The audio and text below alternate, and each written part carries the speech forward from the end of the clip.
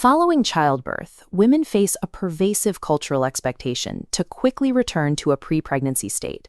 The gradual shifting of the body is often treated as a loss of discipline, a decline that must be actively resisted. Popular advice blames a specific set of culprits. Women are told that a lack of upper body exercise, age, and weight fluctuations are the primary causes of sagging. Most frequently, the blame is placed on breastfeeding. This cultural assumption carries real weight. Many mothers harbor a fear that nursing will permanently damage their physical appearance, and as a result, many choose to avoid breastfeeding altogether. However, clinical data tells a different story.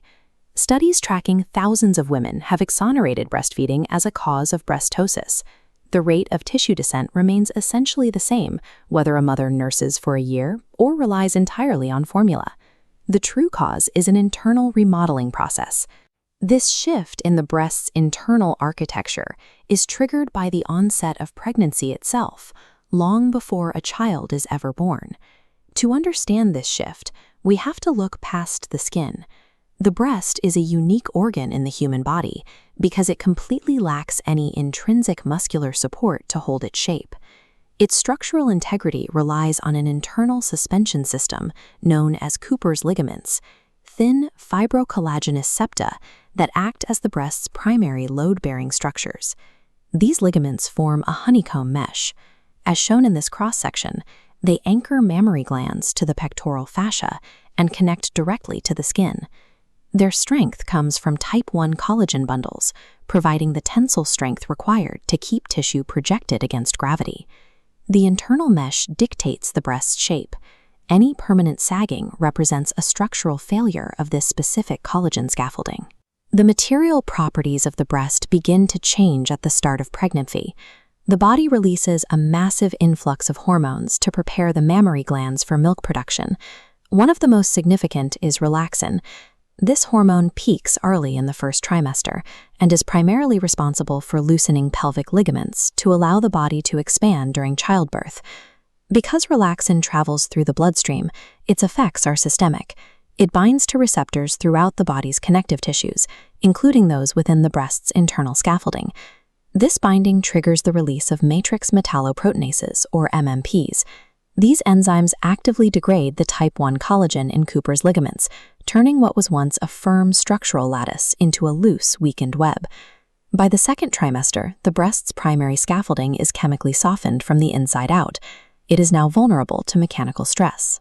In the later stages of pregnancy, the breast faces a new mechanical reality. Glandular volume increases rapidly as the body prepares for milk production, adding significant internal weight. This internal load forces the chemically softened ligaments to stretch to their maximum capacity. Under the weight of the expanding glands, the honeycomb mesh undergoes permanent elongation. When nursing eventually ends, the breast enters post-lactational involution. As milk production stops, the glandular tissue rapidly atrophies. The internal glands shrink back toward their pre-pregnant size, but the stretched collagen and skin cannot recoil at the same speed. Ptosis is the mechanical result of this mismatch. The breast tissue appears deflated because the internal volume has vanished, while the outer scaffolding remains permanently stretched. Medical professionals quantify this structural shift through physical examination. They look for specific anatomical markers to determine the degree of ligamentous stretching. The Regnau classification grades ptosis by measuring the nipple's descent relative to the inframammary fold. In pseudotosis, the nipple remains high on the chest, but the breast tissue appears heavily sagged due to volume loss from involution. Because this stretching of the connective tissue is irreversible, surgical procedures like a mastopexy are required to restore shape. A breast lift works by physically shortening the stretched tissue to compensate for the loss of internal support. Clinical management resolves the structural failure of the underlying ligaments to support breast weight. Understanding the biology of the breast allows us to replace cultural myths with clinical facts. Scientific evidence confirms that the choice to breastfeed has zero impact on the structural integrity of the breast. The descent of the tissue is caused by the hormonal softening of collagen during pregnancy and the mechanical load of the increasing breast mass. This is a cumulative process. Each subsequent pregnancy subjects the body's internal scaffolding to a new cycle of stretching and softening. The change in shape is the physical record of how the breast remodels its own internal architecture to meet the demands of pregnancy. Breast ptosis is defined clinically as the progressive inferior migration of the nipple areola complex, or NAC, relative to the inframammary fold. In the Ragnow classification system, grade 1 ptosis occurs when the nipple descends to sit at the exact level of this fold.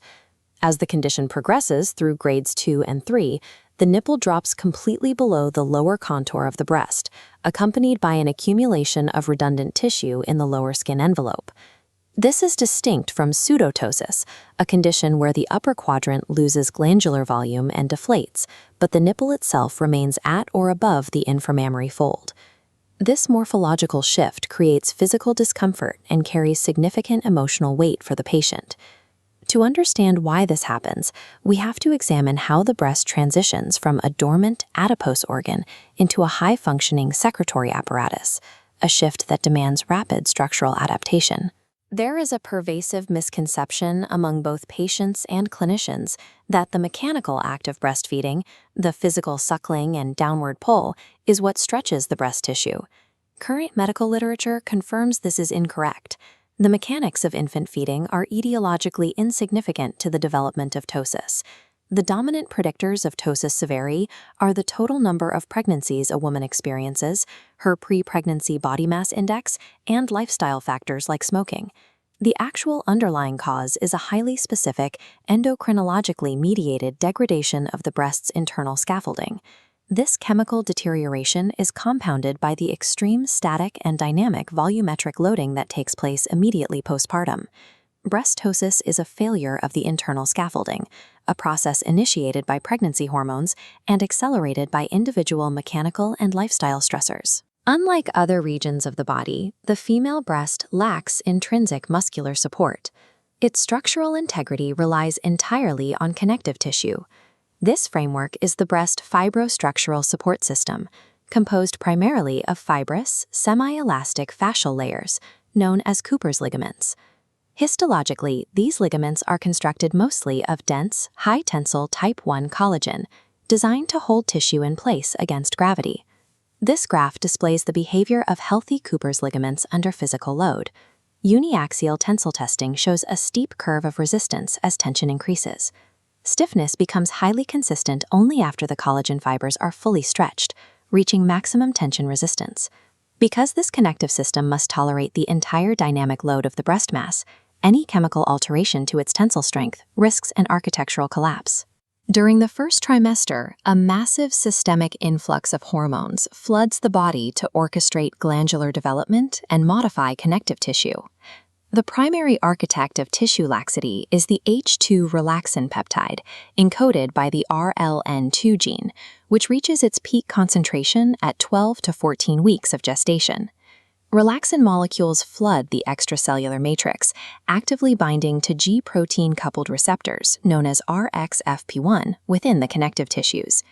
This binding initiates a downstream signaling cascade that rapidly upregulates matrix metalloproteinases, specifically MMP1 and MMP3. These enzymes actively digest and degrade the load-bearing type 1 collagen of Cooper's ligaments, physically severing the high-tensile fibers. Biologically, this degradation serves a precise purpose. It increases collagen turnover to intentionally soften the internal scaffolding, allowing the impending expansion of glandular tissue. By dismantling its own high-tensile structural support system, the maternal body drastically lowers the failure threshold of the breast's internal architecture. Relaxin doesn't work alone. Estrogen acts as a secondary destructive force on the connective tissue matrix. Estrogen actively inhibits lysyl oxidase, an enzyme essential for the cross-linking of new collagen fibers, preventing the matrix from repairing its lost tension. Simultaneously, estrogen stimulates the arborization of the ductal system and doubles the localized vascular blood supply. Progesterone works concurrently to stimulate the proliferation of the milk-secreting acinar glands, while also causing soft tissue fluid retention. The structural scaffolding is severely weakened by enzymes and blocked from repairing itself, right at the exact moment the organ begins to rapidly accumulate dense fluid and tissue mass. The breast is now structurally primed for failure, possessing a compromised matrix that must eminently support a massive, unprecedented physical payload. The sudden mechanical trigger occurs immediately following birth. The expulsion of the placenta drops progesterone levels tenfold, instantly removing the inhibitory block on prolactin. This initiates stage 2 lactogenesis, the onset of copious milk secretion within 36 to 72 hours postpartum. This area chart demonstrates the resulting catastrophic volumetric load. Milk production explodes exponentially, rising from a baseline of 50 milliliters to over 500 milliliters per day in that short window.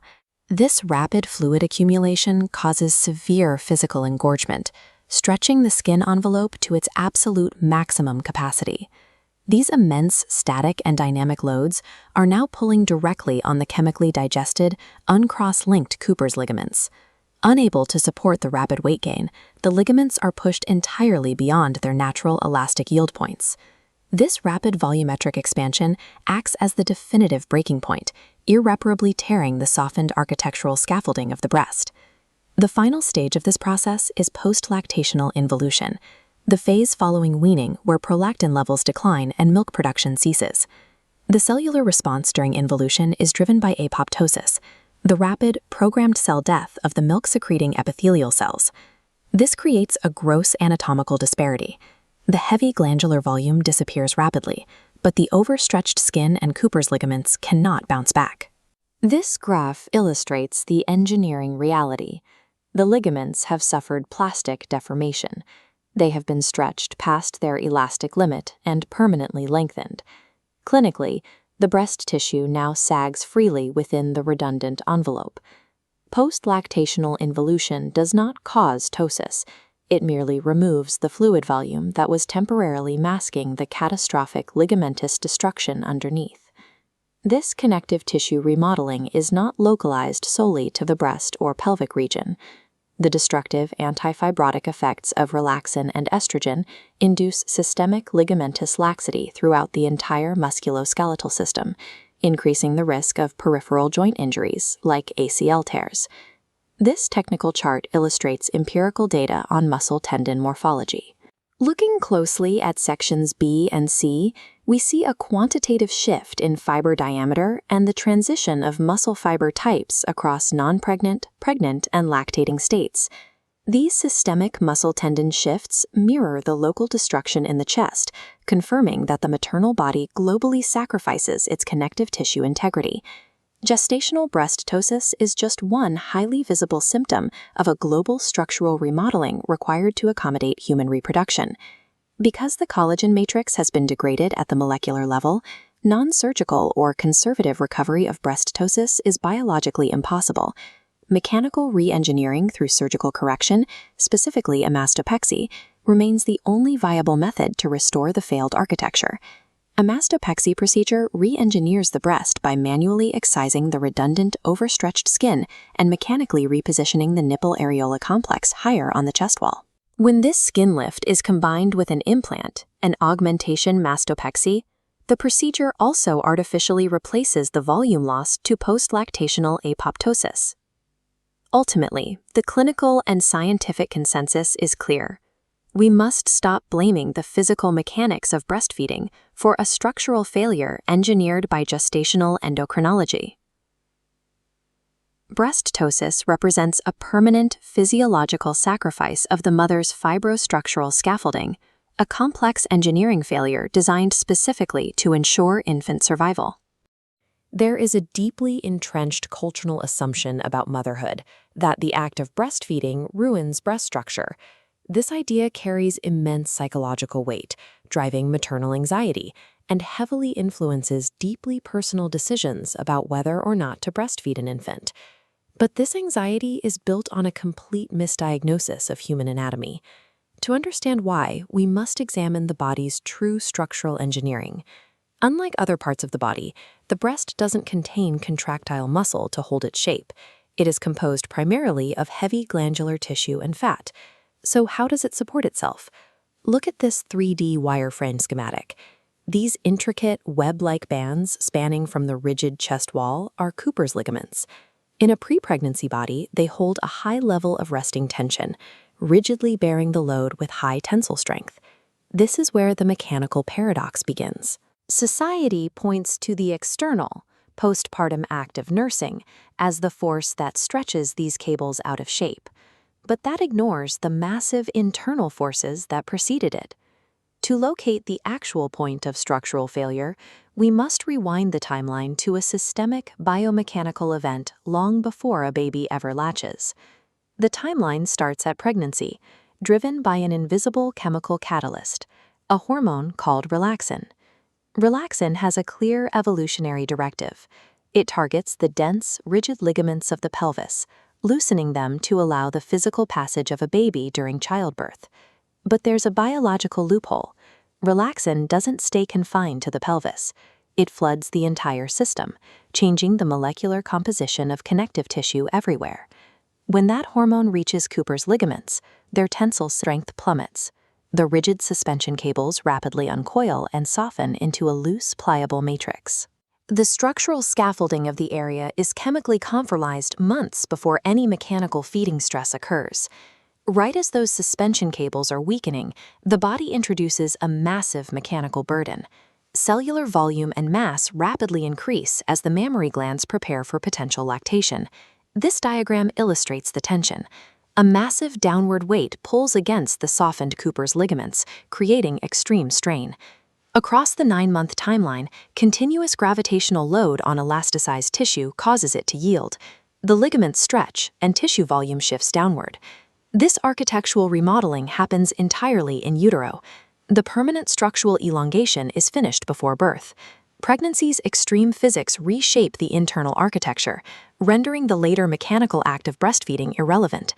We don't have to rely on physics alone to prove this. We have the clinical data. A landmark audit by plastic surgeon Dr. Brian Rinker isolated the specific variables that lead to breast ptosis, the medical term for structural elongation. The researchers analyzed a complex array of physiological factors in over 100 women. They looked at age, pre-pregnancy body mass index, past smoking history, total number of pregnancies, and breastfeeding history. This chart plots the statistical significance of those variables. When isolated mathematically, the result is clear. A history of breastfeeding yielded 0 statistical significance in causing structural stretch. The data shows what actually causes the shift. It isolates the number of pregnancies, representing repeated mechanical load, pre-pregnancy BMI for baseline mass, and smoking history, which degrades tissue elasticity. The clinical data mirrors the biomechanics. Sustained gravitational load and internal tissue quality dictate the final shape of the body, not infant feeding. The Rinker study shifts how we view the postpartum body, moving past the common perception that these physical changes represent damage. Cooper's ligaments lengthen as a necessary mechanical response. They are expanding to accommodate a significant, temporary surge in tissue volume. Large-scale engineering relies on flexibility to survive pressure. The body follows this principle, softening its internal structure to carry a significant internal load.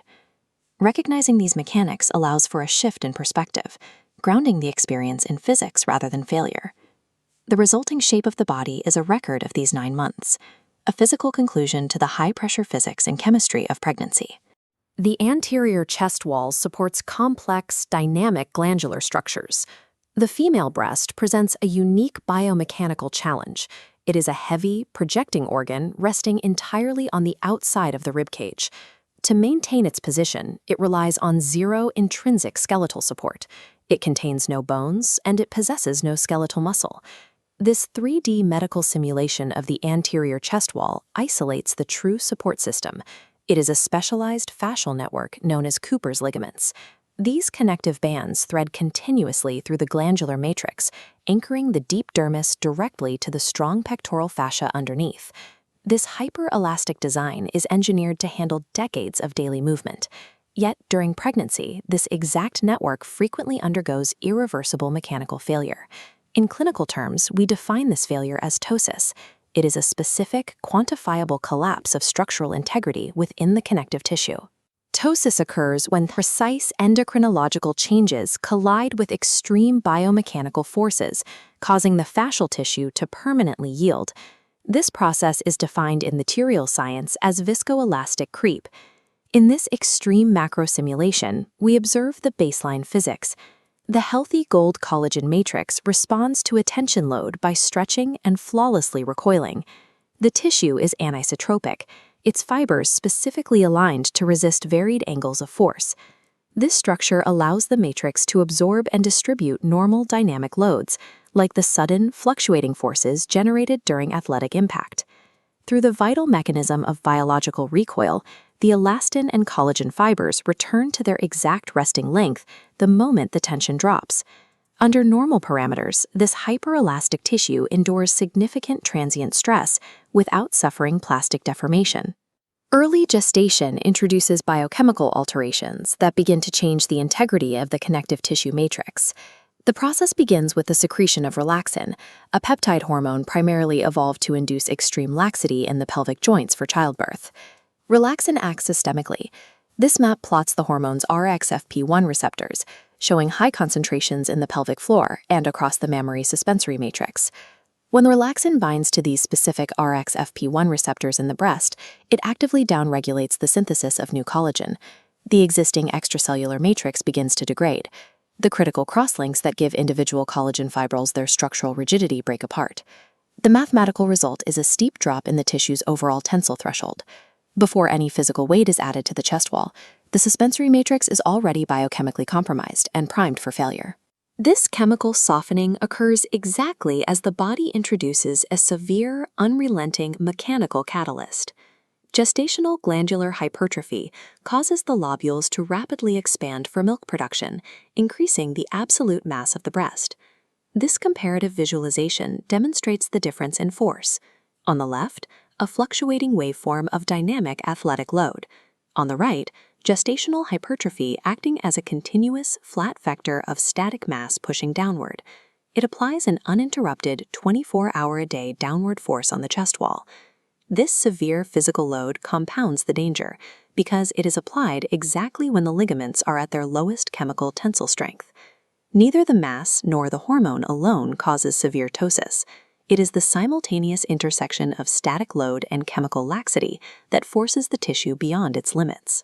To see exactly how the structure fails, we direct our focus back to the microscopic fibrils of the now softened Cooper's ligaments. The tissue enters a state of viscoelastic creep. This is the slow, continuous deformation of a material placed under a constant stress that is below its normal yield strength. At the molecular level, the softened collagen fibers lose their grip. Depleted of crosslinks, they slowly slip past one another. This stress-strain curve plots the gestational timeline against the continuous physical load. The data line inches incrementally toward the red threshold marker of structural failure. As the pregnancy timeline progresses, the constant tension pushes the tissue to the point of absolute plastic deformation. The physical limits are finally breached. The tissue hits its exact microstructural yielding point. In this macro simulation, the anisotropic tissue stretches continuously, transitioning from a healthy gold to a dull amber. Individual fibrils begin snapping. Under the continuous static tension, the physical breakage forces the collagen bundles into a state of permanent, non-elastic extension. The macroscopic result is a transformation of the supportive fascial web into slackened, biologically inert bands of tissue. Viscoelastic creep has irreversibly destroyed the hyperelasticity of the suspensory matrix. The biomechanical failure is complete. Zooming out from the destroyed microfibrils, the macroscopic result dictates the final physical position of the entire breast structure. This structural collapse is often attributed to breastfeeding, a common clinical misconception. This visualization separates pregnancy from the postpartum lactation phase. The flat trend line shows zero correlation between breastfeeding duration and ptosis. This is explained by hysteresis. The return path of a loaded tissue cannot match its original loading path, resulting in permanent deformation. Unlike the external skin envelope, the internal connective tissue lacks the dense elastin networks required to eventually recoil after undergoing extreme, prolonged deformation. The microstructural yielding occurred during the gestational phase due to relaxin and static hypertrophy. Postpartum biological recovery is physically impossible, regardless of infant feeding choices. This permanent plastic deformation makes non-surgical interventions, like topical creams, biologically incapable of reversing ptosis. It also reveals why pectoral muscle exercises cannot lift the breast. Skeletal muscle contractions cannot tighten a degraded fascial web. This vector schematic demonstrates how surgical mastopexy functions as a direct mechanical intervention. The technique physically resuspends the tissue, artificially anchoring the slackened matrix back to the chest wall. This bypasses the failed biological recoil, creating a synthetic replacement for the ruined suspensory matrix. The sequence of failure is rigorous. Relaxin-induced collagen softening creates vulnerability, and gestational static load exploits it through continuous viscoelastic creep. Ultimately, the complex biomechanics of pregnancy characterize Ptosis as a predictable, quantifiable, and completely irreversible failure of structural physiology.